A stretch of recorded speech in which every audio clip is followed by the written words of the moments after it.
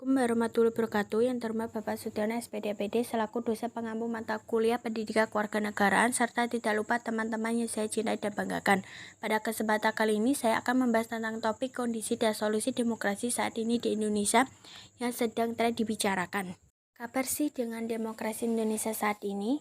Demokrasi sekarang justru cenderung ke arah oligarki. Padahal demokrasi yang seharusnya menjadi kebebasan rakyat dalam berpolitik justru terambat karena adanya praktik oligarki yang tak kunjung usai. Sehingga oligarki sekarang menggerogoti tatanan politik yang ada di Indonesia. Bagaimana kondisi demokrasi Indonesia di era sekarang ini? Kondisi demokrasi di Indonesia saat ini mengalami penurunan. Ada banyak riset yang menjabarkan bahwa penyebab penurunan demokrasi tersebut disebabkan oleh pengurangan signifikan kebebasan sipil, pluralisme fungsi pemerintah, dan adanya pergeseran pola demokrasi di Indonesia, yaitu demokrasi elektoral menjadi demokrasi yang cacat. Bagaimana era demokrasi di Indonesia selama ini? Era demokrasi di Indonesia saat ini masih dikuasai oleh aktor-aktor politik bangsa yang berdiri dengan kekuasaan, kekayaan, dan bantuan orang-orang atau rezim terdahulu, dengan cara memberi para aktor-aktor politik agar dapat menguasai kursi pemerintah.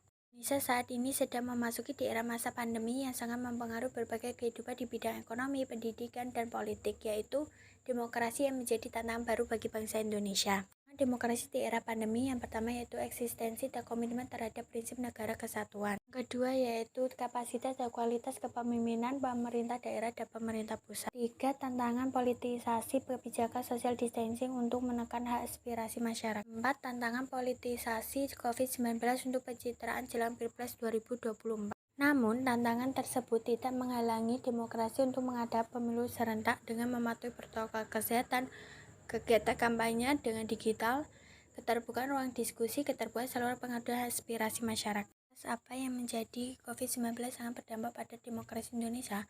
Karena di awal pandemi, respon pemerintah cenderung belum optimal menangani pandemi dan hoaks menyebar secara luas bahkan menjadi infodemik. Bagaimana solusi mengatasi permasalahan demokrasi di Indonesia? Yaitu mendorong adanya penguatan budaya berdemokrasi di masyarakat sipil. Kelompok oposisi perlu berpikir kritis dan objektif. Masyarakat sipil berkolaborasi dengan partai oposisi harus terus mengupayakan penggalangan moral rasional agar pemerintah dapat terus sejalan dengan aspirasi masyarakat. Dukungan publik yang positif terhadap demokrasi menjadi peluang besar untuk memperbaiki demokrasi dan dengan pembuktian bakti para calon politik ke masyarakat. Semoga demokrasi di Indonesia dapat tumbuh dan hidup. Karena suara rakyat, suara Indonesia. Indonesia tangguh, Indonesia tumbuh. Sekian, terima kasih presentasi dari saya. Mohon maaf apabila ada salah kata. Wabillahi wa taufiq wa hidayah. Wassalamualaikum warahmatullahi wabarakatuh.